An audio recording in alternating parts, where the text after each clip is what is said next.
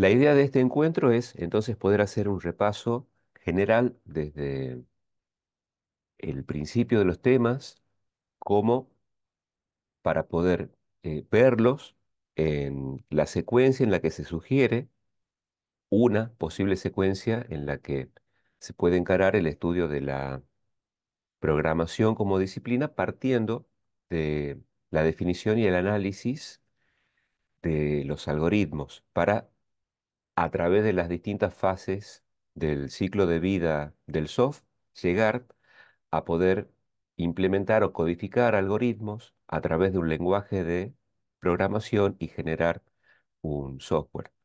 La primera idea con la que nosotros hemos trabajado es precisamente la, la de algoritmo, que se define como un conjunto finito, ordenado y preciso de pasos, es decir, estas son las tres características de un algoritmo. Es un conjunto, es decir, es una colección, un set, es decir, un agregado, una reunión de pasos. Pero, ¿qué es lo que va a caracterizar a estos llamados pasos o instrucciones, comandos, órdenes, etcétera? Bueno, ese conjunto tiene que ser finito, es decir, todo algoritmo tiene que tener un punto de iniciación y un punto de finalización. No puede extenderse en su ejecución de forma indefinida. Tiene que tener un punto de inicio y un punto de finalización. Por eso se dice que es finito. Es ordenado en cuanto a lo que se denomina el orden lógico.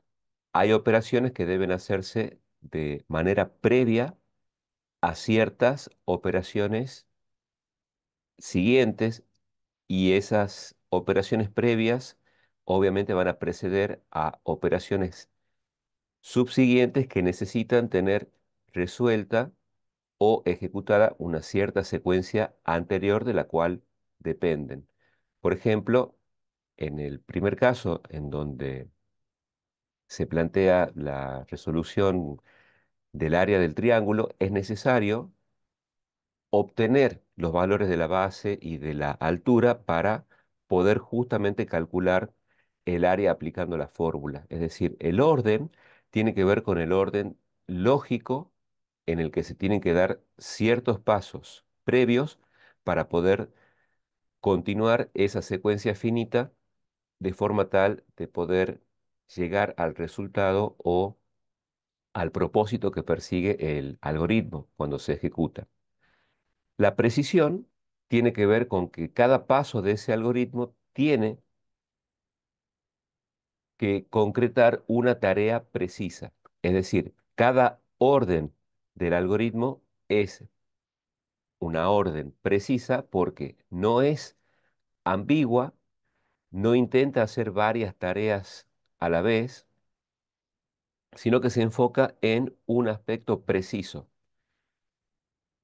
que gradualmente va a posibilitar llegar al resultado final que persigue el algoritmo. Por esto es que, por ejemplo, para el caso de la declaración de variables, se sugiere como buena práctica que se declare una variable en cada línea de código fuente y no, por ejemplo, un grupo de 5 variables en la misma línea de código. Como el algoritmo necesita precisión, cada línea va a tener su propio propósito, que sería declarar una variable y aparte la posibilidad de que en esa línea, que es exclusivamente para la declaración de esa variable, se pueda agregar un comentario al código, es decir, volcar parte de la documentación del programa en el propio código fuente.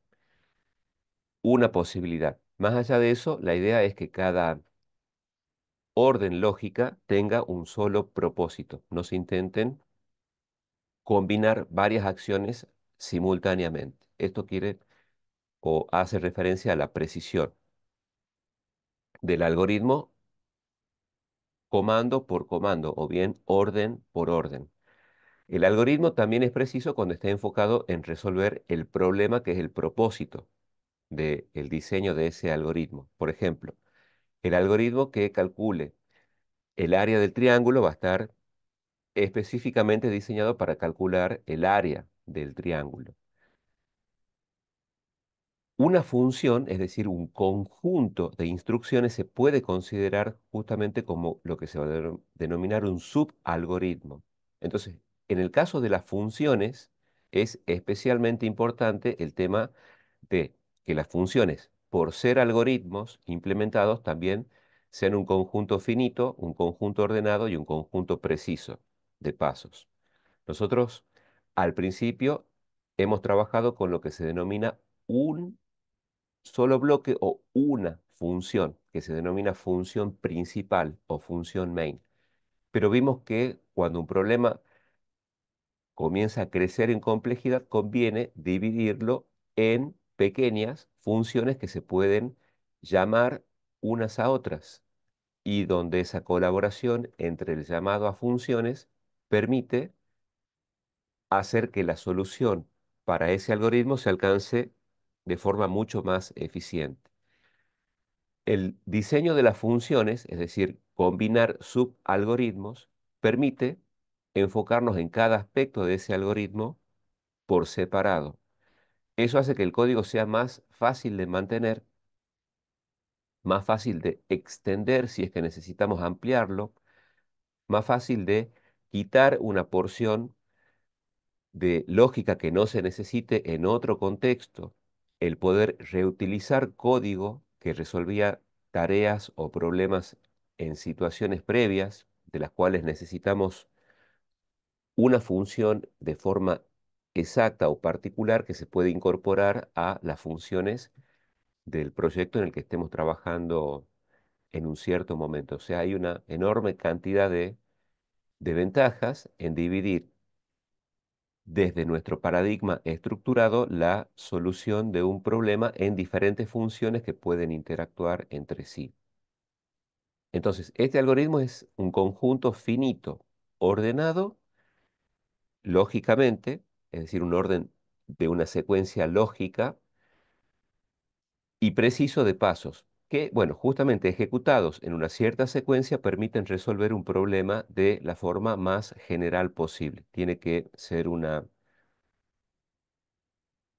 forma de encarar la solución de los algoritmos o de las funciones que puedan gradualmente ser lo más general posible. Eso va a permitir o es una ventaja para la reutilización del código. Por ejemplo, si quisiéramos calcular un promedio, podríamos tener una función que esté enfocada solamente en recibir como parámetros los componentes de un promedio. La sumatoria de una cierta cantidad de elementos numéricos y la cantidad de elementos que fueron sumados, los elementos que se necesitan para calcular un promedio. Cada vez que se necesite el cálculo de un promedio, en vez de tener que volver a escribir esa lógica o volver a pensarla o volver a resolverla, se puede hacer uso de la función promedio pasándole los parámetros adecuados. Y si hubiera que hacer algún mantenimiento en cuanto a la lógica, nos enfocamos en el contexto de esa función que está especialmente diseñada para resolver de forma precisa el cálculo de un promedio. Cada vez que se necesite en cualquier momento el cálculo de un promedio, podemos usar directamente y reutilizar el código que ya habíamos diseñado previamente.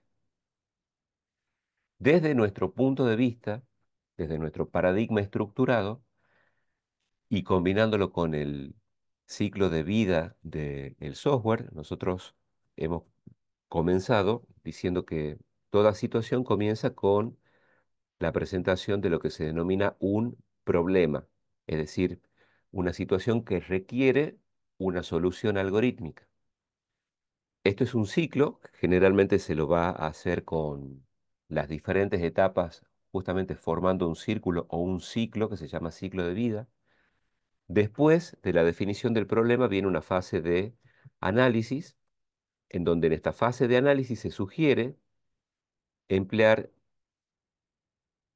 el esquema entrada, procesamiento, salida,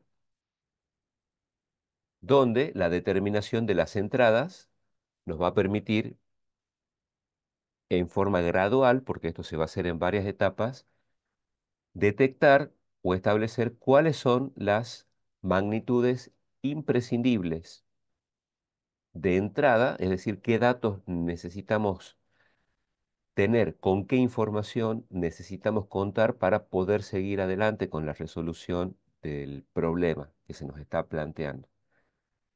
Estas entradas hay que identificar al menos las esenciales para tener la posibilidad de poder seguir adelante con la resolución del problema. Hay otras magnitudes que van a representar los resultados, que se van a denominar salidas.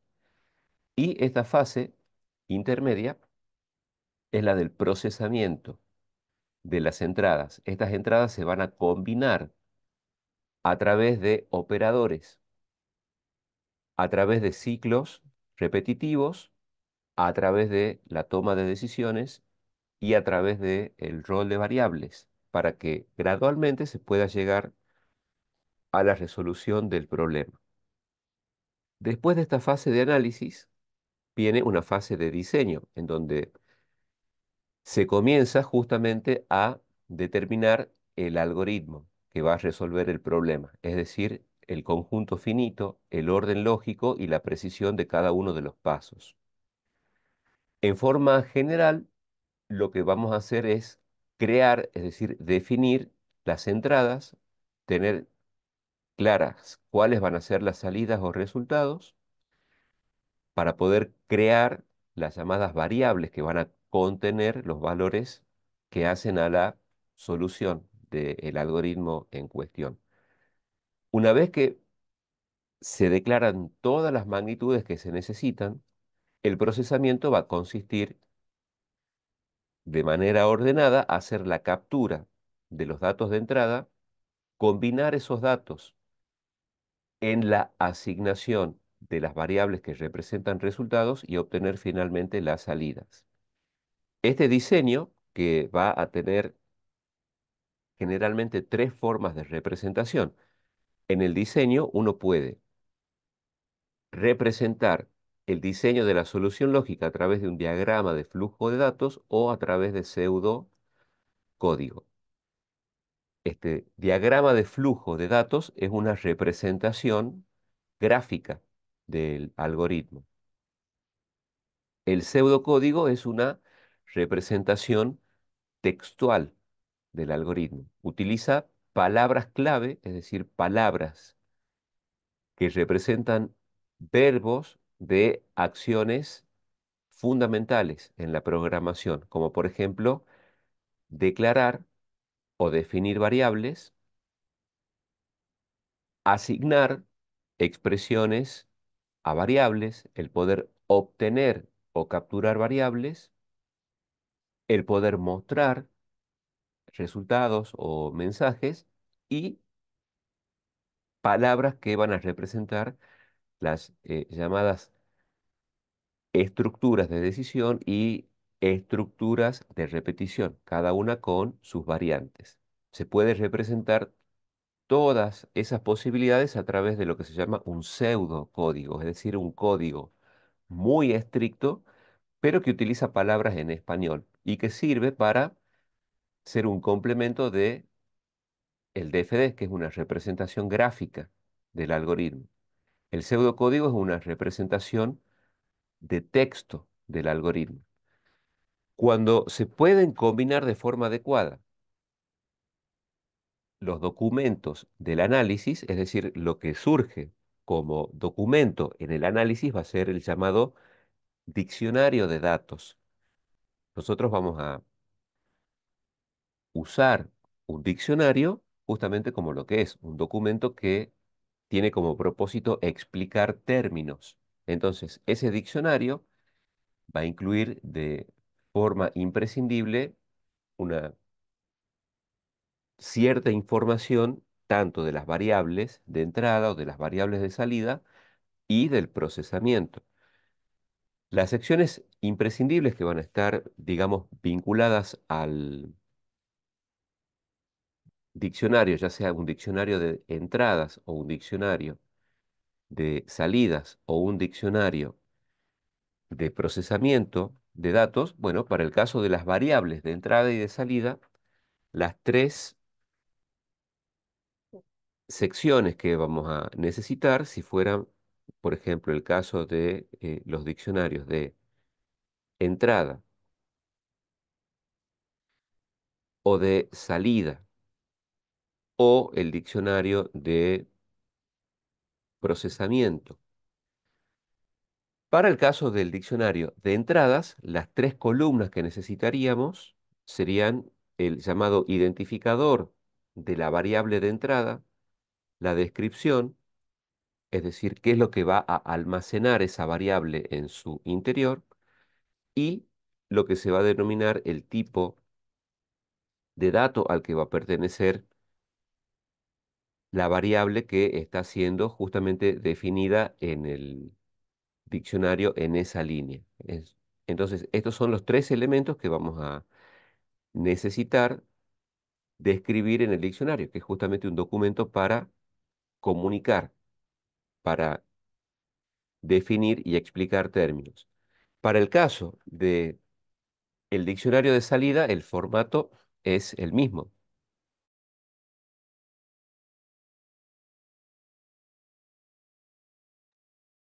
Es decir, vamos a tener la sección de identificación de la variable de salida o resultado, la descripción de esa variable, el tipo de dato al que pertenece. Para el procesamiento, lo que se van a hacer es, bueno, describir las asignaciones o los bloques fundamentales que hacen al algoritmo. Otra posibilidad sería, bueno, volcar en la sección de procesamiento el algoritmo, ya sea en pseudocódigo, como para prepararla a la codificación. Pero básicamente, si uno puede enfocarse en la esencia de las asignaciones, por ejemplo, si tuviéramos el caso de calcular el área del triángulo, las entradas van a ser la base, la altura, y para el caso de la salida va a ser justamente el área. Acá la descripción va a ser, bueno, justamente pondríamos base del triángulo, y el tipo de dato al que va a pertenecer va a ser el tipo de dato real, es decir, lo que a futuro, según el lenguaje en el que se implemente, aparecerá como float o doble o real, o la sintaxis que utilice un lenguaje en particular. Acá vamos a tener, por ejemplo, como descripción la altura del triángulo, que también va a pertenecer al tipo de dato real. En cuanto a las salidas o resultados, vamos a tener, por ejemplo, el área, entonces se va a describir como área del triángulo, y también va a pertenecer al tipo de dato real.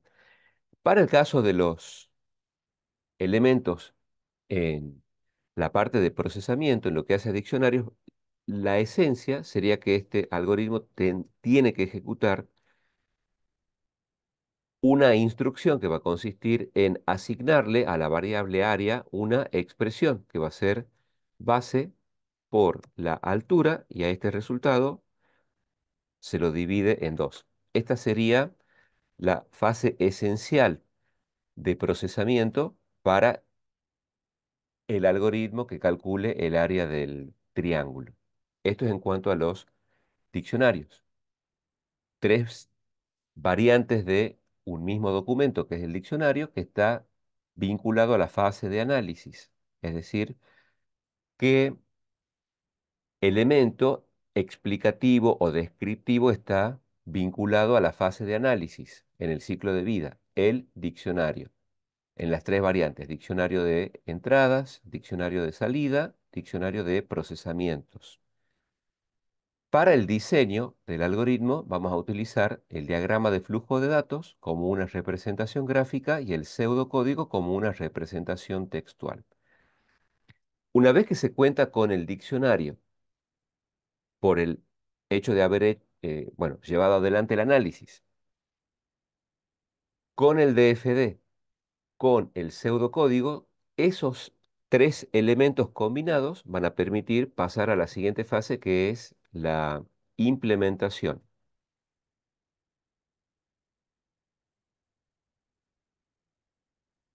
La implementación incluye la actividad de codificar, es decir, acá vamos a escribir código, código fuente en algún lenguaje. Después, esto va a continuar, acá pueden haber algunas fases intermedias, pero básicamente vamos a hacer ejecuciones, pruebas, el mantenimiento, el recopilar a partir de las distintas ejecuciones o los requerimientos que nos vayan a incorporar o quitar o modificar quienes necesitan implementarlo o hacer uso de nuestro sistema, y esto va a generar una nueva versión del problema que requerirá un análisis, un diseño, una implementación, un nuevo mantenimiento, y ahí es donde se va a dar el llamado ciclo de vida del software. Entonces, respecto, por ejemplo, de las entradas, porque cada una de estas fases va a tener propuestas de esquemas o de formas de llevar adelante las distintas etapas. Para el caso del análisis, en primer lugar se requiere o se sugiere utilizar este esquema entrada, procesamiento, salida, que va a tener vinculado la confección de un documento que se denominan diccionarios. La fase de diseño va a tener vinculadas la generación o propuestas de representación gráfica del algoritmo a través de un DFD y la escritura del algoritmo en forma textual a través del pseudocódigo. La implementación está vinculada a la escritura del código fuente o la generación del código fuente, si hubiera herramientas que permiten generar automáticamente el código. Después vienen las fases en donde se tienen que hacer las ejecuciones, pruebas, mantenimiento. Esto puede ser bastante más flexible según el estilo o qué tan detalladas tienen que ser las fases una vez que el programa ya está escrito, es decir, que el software ya fue implementado y hay que comenzar a usarlo para ver si hay que hacer correcciones o ampliaciones o quitar algunas secciones. En cuanto al hecho de que se lo puede implementar al ser un algoritmo genérico en distintas situaciones, y eso puede requerir que una versión actual de nuestro algoritmo, de nuestro sistema, deba ampliarse, es decir, incorporar características nuevas, o bien quitar características que no necesitemos en un proyecto posterior, o bien modificar algunas características que ya tenga.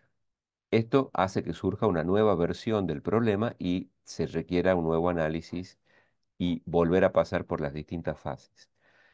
En cuanto a las entradas, vamos a tener, bueno, lo que se van a denominar entradas principales o variables primarias, que son las imprescindibles, y podríamos tener algunas entradas secundarias o intermedias o complementarias. Entonces, cada una de esas magnitudes, en definitiva, se va a representar en una llamada variable de programación a futuro, ya en la fase de codificación. Lo mismo para las salidas. Entonces, una vez que uno comienza al menos con la fase de análisis y una parte de la fase de diseño, tanto las entradas como las salidas van a tener que representarse a través de variables, es decir, estos espacios de memoria que permiten almacenar, y lo vamos a usar como sinónimos, un dato, una información, un valor, un contenido, lo vamos a tomar de forma similar, aunque no sean estrictamente idénticas. Es un espacio en memoria, es decir, un contenedor, se lo puede ver como aparece en mucha bibliografía o en muchos cursos como una caja que sirve para colocar algo ahí dentro. Entonces, una variable va a ser un espacio, en nuestro caso un espacio en la memoria de la computadora que nos va a permitir almacenar un contenido que lo vamos a considerar un dato, un valor o una información, que tiene que estar vinculado a un tipo de dato estricto. Entonces, todo lenguaje de programación, si uno tuviera que encarar el estudio de un lenguaje nuevo, habiendo o no visto algún lenguaje antes, generalmente lo que se sugiere es identificar o averiguar a través de la documentación oficial. Cada empresa que genera o utiliza o va creando lenguajes de programación quiere captar la mayor cantidad de desarrolladores, para lo cual va a facilitar documentación que explique las ventajas de usar ese lenguaje, qué tipos de datos va a soportar y qué capacidades tiene. Entonces, los tipos de datos, más allá de la implementación en algún lenguaje o sintaxis concreta, van a clasificarse en dos grandes familias: los tipos de datos numéricos y los tipos de datos no numéricos. Los tipos de datos numéricos para todo lenguaje van a incluir los números enteros y los números reales, pero hay lenguajes que ya incluyen de forma totalmente natural, nativa, es decir, están creados con esa capacidad, pueden incluir los números complejos. Pero todos los lenguajes incluyen enteros y reales.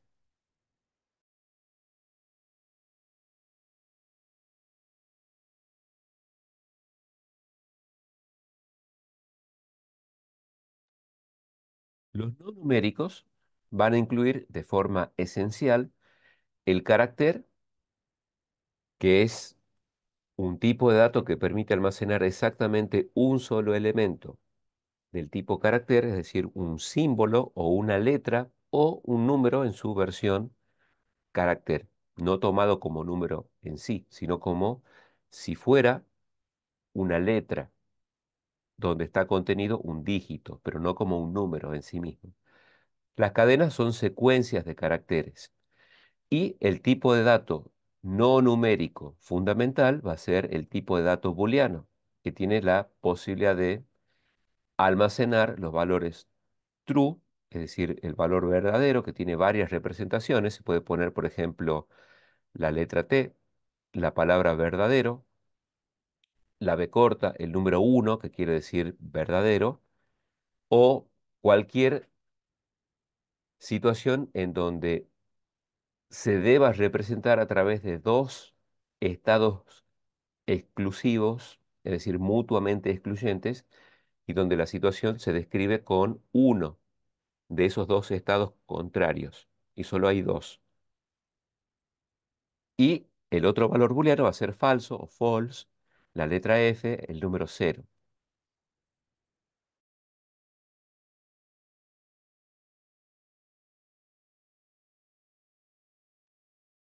Entonces, para cada lenguaje vamos a tener que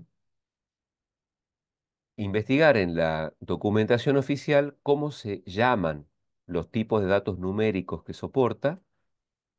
Hay variantes según qué tan grande sea el número máximo que puede almacenar un cierto tipo de dato numérico entero, va a tener nombre. Nosotros podríamos tener, como para mencionar, aunque no hemos visto todos, el tipo de dato int, o existe un tipo de dato short, que es un entero cortito, es decir, números muy pequeñitos, o un entero largo, es decir, un número entero pero con muchas, muchas cifras. Entonces, el tipo de dato genérico es el entero, pero puede tener distintos nombres en distintos lenguajes, y eso va a tener que ver con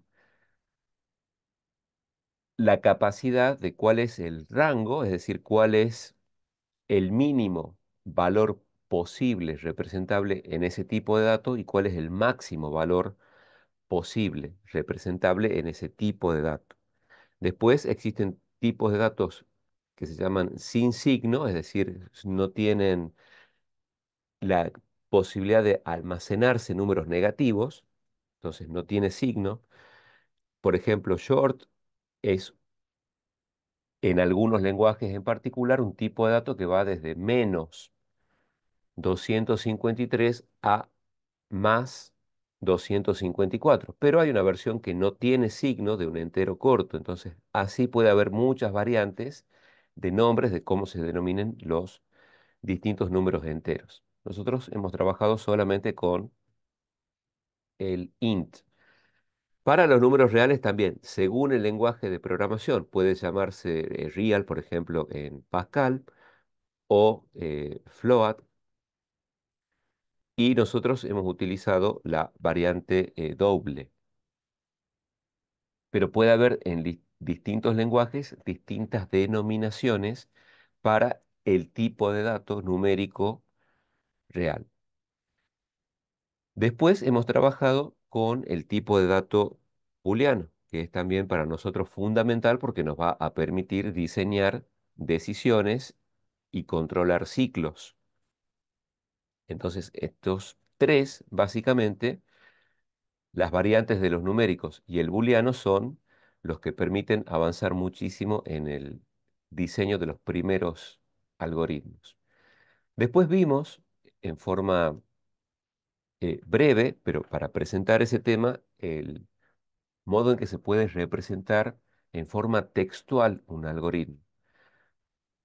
Hay palabras clave que representan verbos de acciones muy importantes en la programación. Acá figuran, por ejemplo, declarar, que permite crear variables; obtener, que permite capturar entradas por parte del usuario a través de un dispositivo, que generalmente es el teclado; asignar, que es una acción que permite dar un contenido nuevo a una variable a través de la evaluación de una expresión; y mostrar o escribir, porque pueden haber sinónimos en estos verbos genéricos, un mensaje por pantalla. Después hemos indicado que una de estas operaciones fundamentales, que es la asignación, consiste en justamente hacer el análisis de una expresión. En el caso de la asignación dijimos que una expresión es cualquier elemento, cualquier combinación, cualquier cosa que esté a la derecha del llamado operador de asignación hasta el final de esa expresión. Esto se evalúa y el resultado de esa evaluación, es decir, el resultado de evaluar esta expresión, se vuelca como nuevo contenido de la variable que está a la izquierda. Esas expresiones que se pueden colocar a la derecha de la asignación pueden ser literales, es decir, valores puros. Por ejemplo, el número 3 es literalmente un valor en estado puro, es el propio valor numérico, la entidad numérica entera 3, es lo que se denomina un valor literal. A una variable se le puede asignar otra variable del mismo tipo o de un tipo de dato compatible, o una combinación de literales variables junto con operadores. También se le puede asignar a una variable el llamado a una función. Podríamos indicar aquí que en particular a una función con tipo, y esto es con tipo de dato de retorno. Si hubiera alguna otra posibilidad para la posible expresión que pueda ser usada en la asignación, se la puede incorporar en esta lista. Lo más directo que se vio al principio es que a una variable, una vez que está declarada, se le puede asignar un literal.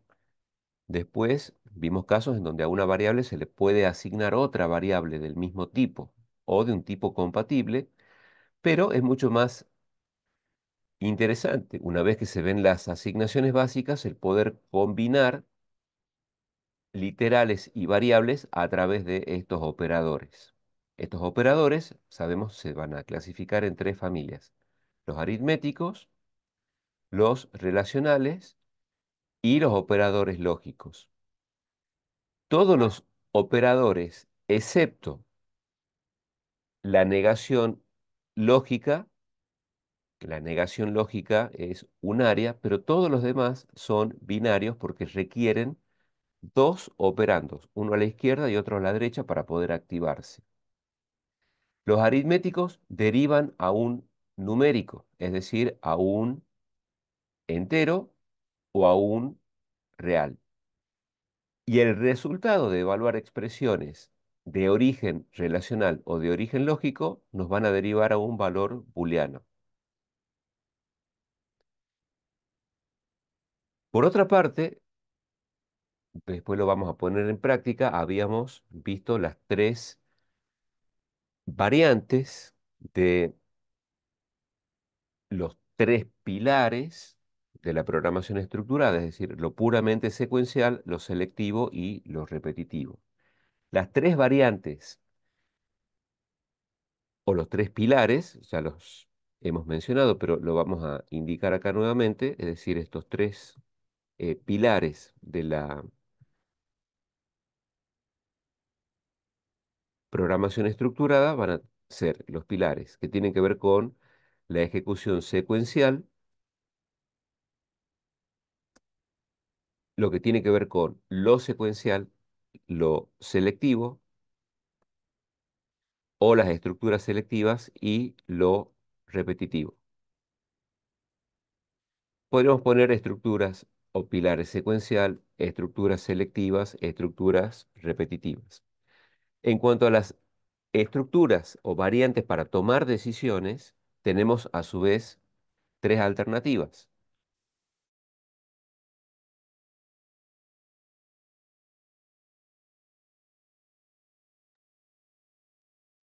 Estas estructuras para tomar decisiones pueden implementarse como una decisión simple, como una decisión doble o como una decisión múltiple. Y las estructuras repetitivas van a tener la posibilidad de ejecutar en forma reiterada a través de un bucle un cierto conjunto de instrucciones, cero o más veces, en donde vamos a tener lo que se denomina, bueno, un ciclo mientras. Otra variante con nombre propio es la que va a permitir ejecutar una secuencia de acciones una o más veces, donde vamos a trabajar con un ciclo que, según el lenguaje en el que se implemente, puede tener varios nombres. Vamos a denominarle, en nuestro caso, por ejemplo, hacer mientras, pero también hay lenguajes en donde cambia el nombre, no la esencia, sino que es la misma implementación con otra forma de denominarla, que es repetir hasta. Y la tercera variante de las repetitivas va a tener la posibilidad de ejecutar n veces una cierta cantidad de acciones. Entonces vamos a tener lo que se denomina un ciclo para. Para el caso de las variantes de ese pilar de las estructuras selectivas, hay también tres casos. Vamos a indicarlo acá para separar esto.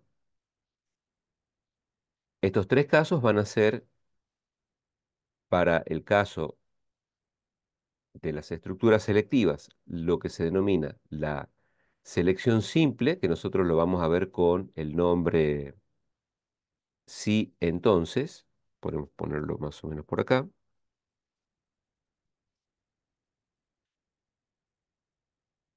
La decisión doble, que permite hacer una ejecución por una de las posibilidades o por otra de las posibilidades, en donde vamos a tener exactamente dos alternativas y hay que optar o analizar para decidir exactamente por una de esas dos. Entonces, esta variante se llama sí, entonces, si no. Y la decisión múltiple va a permitir comparar una variable ordinal. Una variable ordinal es aquella en la que cuando se dan dos valores diferentes de ese tipo de dato, se puede saber en forma exacta quién está antes y quién está después. Por ejemplo, en el caso de los números enteros, si dijéramos el número 4 y el número 17, sabemos en una recta numérica quién va a estar antes y quién va a estar después. Aparte, entre dos valores consecutivos de un cierto tipo de datos no hay ningún valor intermedio. Por ejemplo, en el mundo de los números enteros, entre el número 5 y el número 6 no hay ningún otro número entero. Entonces, esto, el que no haya un dato intermedio entre dos datos consecutivos del mismo tipo hace que ese tipo de dato sea ordinal. Se da también en el caso de las letras del alfabeto. Entre la C y la D no hay ninguna letra. Dadas dos letras cualquiera, podemos saber quién está antes y quién está después, ya sea en un orden alfabético o si son los números en un orden numérico. Ese tipo de variables, que para nosotros van a ser los enteros y los caracteres, permiten tomar decisiones múltiples. Entonces, en la decisión múltiple, lo que vamos a hacer es analizar una variable ordinal, ya sea un entero o una cadena. Y esta decisión múltiple se puede poner, por ejemplo, en español con la estructura según caso. Ahora, los tres pilares, lo secuencial, lo selectivo y lo repetitivo, y sus variantes, tienen una representación gráfica, es decir, un diagrama de flujo y una representación textual particular, y según el lenguaje en el que se implemente, van a tener también una denominación vinculada a esa sintaxis. Por ejemplo, para el caso del sí entonces, nosotros vamos a tener la estructura, esta es una denominación en inglés, la if then. Acá vamos a tener la variante if then else, y aquí vamos a tener la estructura switch case. Y para el caso de las repetitivas, el ciclo llamado 0N o ciclo de preanálisis, en inglés lo vamos a denominar while. El ciclo que permite ejecutar una o más veces un grupo de acciones lo vamos a denominar do while. Bueno, vamos a colocar esto acá. El repetir hasta es una variante también del ciclo 1N, y el ciclo que permite, si conocemos de forma anticipada la cantidad exacta de veces que queremos ejecutar unas acciones, lo vamos a denominar como ciclo para o el ciclo for.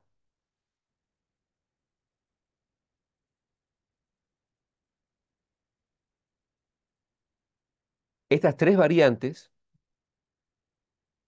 de lo selectivo y lo repetitivo junto con la estructura secuencial nos van a permitir diseñar algoritmos mucho más complejos.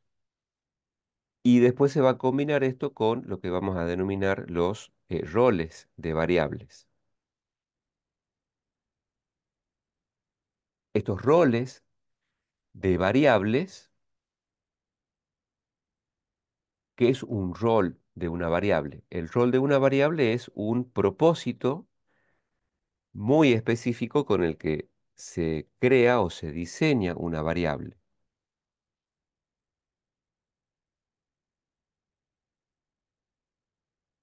¿Cuáles son ejemplos de roles de variables que hemos visto? Después los vamos a poner en práctica. Bueno, el rol, por el propósito que persigue esa variable en cuanto a su diseño, vamos a tener los roles contador, acumulador, bandera, semáforo, variable de control de ciclo, variable auxiliar, es decir, cuando una variable se crea con un propósito muy, muy específico, es decir, uno tiene que dar una asignación especial a esa variable porque no puede almacenar cualquier dato arbitrario, sino que se tiene que hacer una alteración. Hay que modificar esa variable que tiene un rol de una forma muy particular. Cuando eso ocurre, se dice que la variable tiene o desempeña un rol de variable. Bueno, ¿cuáles son las operaciones fundamentales sobre una variable una vez que esa variable ya ha sido creada? Habíamos indicado que hay dos verbos que son leer y escribir que tienen dos significados diferentes según el contexto en el que se mencionan. Respecto de las operaciones sobre una variable, cuando esa variable ya fue declarada, ya fue creada, hay una operación que se denomina operación destructiva, que es la posibilidad de escribir sobre esa variable, es decir, asignarle, escribir o sobreescribir. Por otra parte, en otros contextos, ejecutar un comando escribir es el equivalente a mostrar un mensaje en pantalla. Respecto de una operación sobre una variable, escribir es implementar una asignación para sobreescribir el contenido actual de una variable con otro contenido que resulta de la evaluación de una expresión. El otro verbo, que es leer, es decir, aplicar una operación de lectura, desde el punto de vista de una variable, implica obtener, es decir, usar sin alterar el valor o el contenido actual de una variable. Es una operación que no es destructiva porque uno toma el contenido actual de la variable, lo usa, pero no modifica la variable que está siendo usada o aquella de la que ve qué contenido tiene o qué valor tiene para usarlo en otra expresión. En otros contextos también, esta es la que puede tener como un poquito más de confusión, se denomina leer o lectura al hecho de capturar el dato por teclado. Entonces, según el contexto, leer o escribir va a hacer referencia a alguno de los significados. En cuanto a una variable, como operación sobre el espacio de memoria, escribir es asignar o sobreescribir el contenido actual y leer es obtener una copia sin destruir el contenido actual, obtener una copia de lo que tiene esa variable.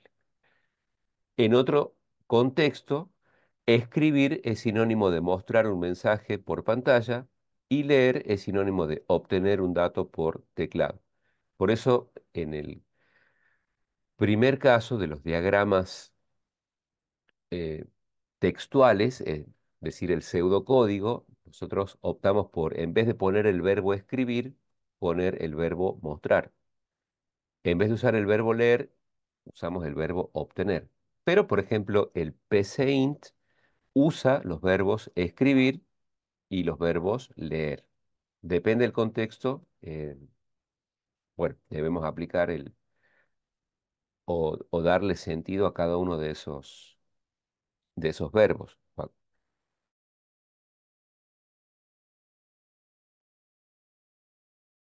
Después hemos mencionado justamente estos roles de variables. Un rol es un propósito especial que cumple esa variable, se la diseña para una tarea muy específica. Y esto va a indicar de qué forma puede ser alterada esa variable. Por ejemplo, habíamos visto que los contadores necesitan un tipo de dato entero y se alteran exactamente de uno en uno, ya sea incrementando su contenido actual en uno o disminuyendo su contenido actual en uno, a partir de un cierto valor inicial.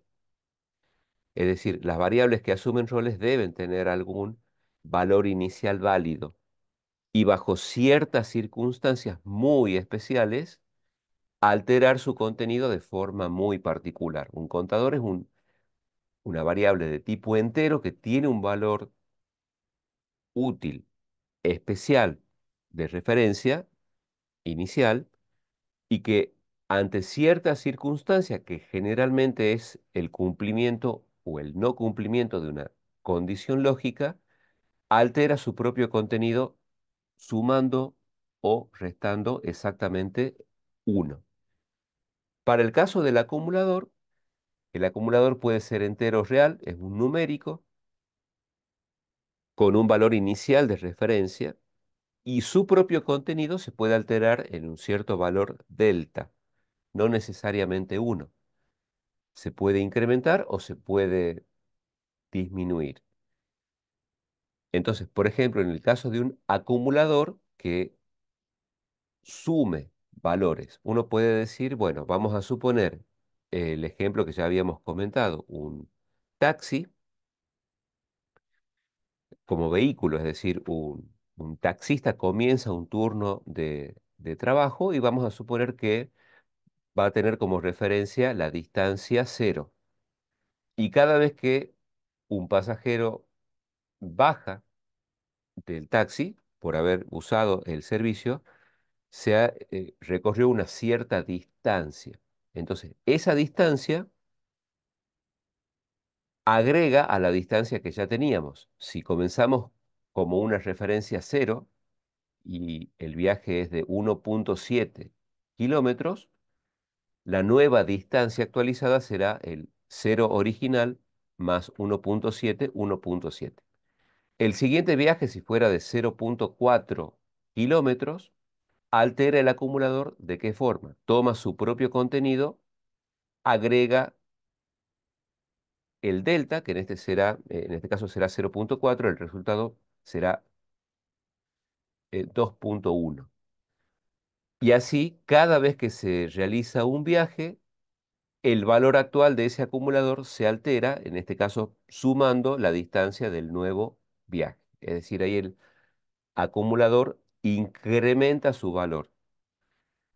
El acumulador también se puede considerar si es que quita a su propio contenido algo. Por ejemplo, si hay un tanque de combustible en una estación de servicio que tiene 5.000 litros, cuando comienza el turno, se hace una venta de 100 litros, entonces el llamado acumulador, en forma general, toma su contenido actual y le resta lo que se vendió en ese servicio, o sea, los 100 litros, quedarán 4.900.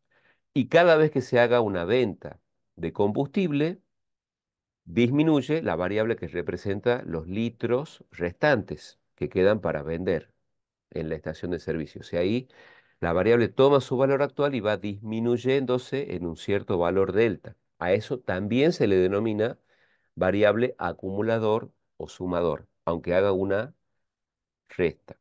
La esencia es que una variable toma su contenido actual y le puede agregar o le puede quitar una magnitud que no necesariamente sea uno. Depende en el contexto de qué significa, qué sentido tiene, es decir, si es que es algo que se debe acumular sumando o algo que debe disminuir con cada, bueno, identificación de cada situación particular. En el caso del contador,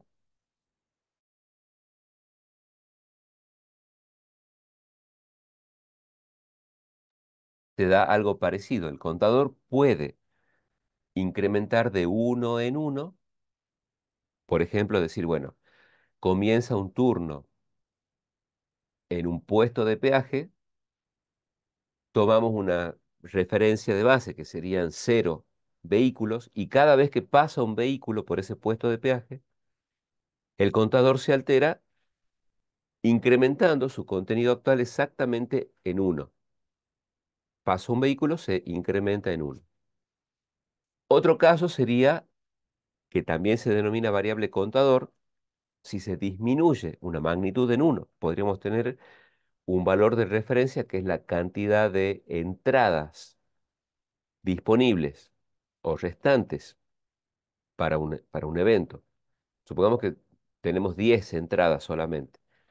Una vez que alguien compra o nosotros otorgamos una entrada, la cantidad de entradas disponibles disminuye exactamente en uno. Teníamos 10, ahora vamos a tener 9. Después tendremos 8 entradas. Entonces, el contador es un entero que suma uno o resta uno a su propio contenido. El acumulador puede aumentar o puede disminuir en un cierto valor delta. Las variables banderas van a indicar, como, bueno, lo habíamos descrito, uno de dos estados mutuamente excluyentes y como la situación requiere estar representada por uno de los dos estados, la idea o el ejemplo que seguramente hemos mencionado es el de una facturación, es decir, una factura de una transacción en donde el estado puede ser, en un caso ideal, que esté pagada o que no esté pagada, como un caso, de nuevo, ideal como para ejemplificar. Entonces, la situación de que la factura esté pagada o que no esté pagada se representa con uno de los dos estados que son mutuamente excluyentes. La factura tiene uno de esos estados, no puede no tener ninguno, es decir, no puede no estar ni pagada ni no pagada, está en uno de los dos. Y no puede estar en ambos en forma simultánea, no puede estar pagada y no pagada al mismo tiempo, tomándolo como una operación atómica al pago, en este caso, ¿sí? El ejemplo. Entonces, siempre que hay dos opciones mutuamente excluyentes, donde es obligatorio que la situación esté en uno de esos estados y no puede estar en ambos o no estar en ninguno, el tipo de dato con el que eso puede representarse va a ser un booleano, pero a la variable que representa esa situación se la denomina o se dice que actúa como una bandera o con un rol bandera. Cuando el estado de una situación requiere más de dos posibilidades, no se puede usar el tipo de dato booleano, entonces cambia el nombre del rol, se le puede a denominar semáforo, y estos semáforos van a indicar estados múltiples y mutuamente excluyentes, y generalmente son enteras, aunque también podrían ser de cualquier tipo de datos. Pueden ser palabras, pueden ser caracteres, pueden ser números reales. Es una codificación de una situación en donde se tiene que indicar exactamente uno de varios estados mutuamente excluyentes. El caso o el ejemplo que se puede mencionar es el de una encomienda. Cuando uno va, digamos, a despachar esa encomienda, desde el punto de vista de la empresa, la encomienda estará en el estado uno cuando se la recibe en la recepción. Pasa al estado 2 cuando está siendo clasificada para ver, bueno, la ruta de destino, hacia el destino. Está en el estado 3 cuando está en viaje esa encomienda. Podría estar en el estado 4 cuando es recibida en la distribuidora, en el destino. El estado 5 es que está siendo repartida, digamos, en la calle. El estado 6 que fue entregada al destinatario.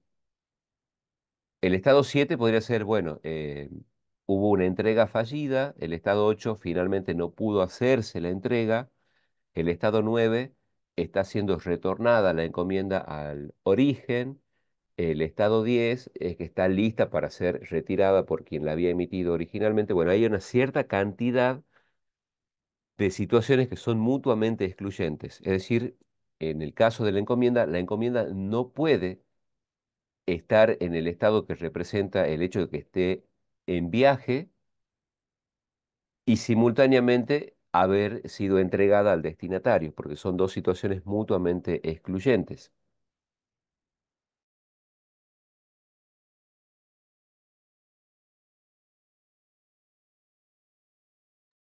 Cuando se da ese caso, es decir, hay más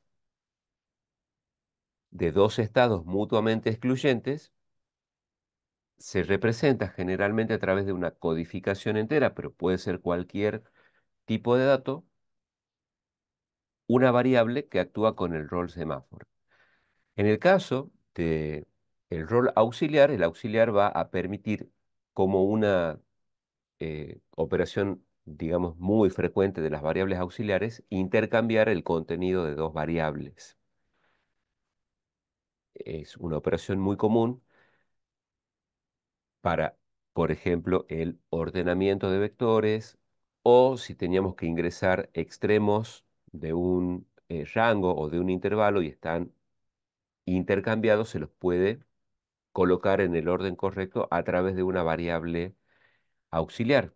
Es imprescindible usar una variable auxiliar en casi todas las situaciones porque como la operación de escritura es destructiva, tenemos la necesidad de una tercera variable que permita intercambiar el contenido de otras dos para no perder el valor de ninguna de esas variables.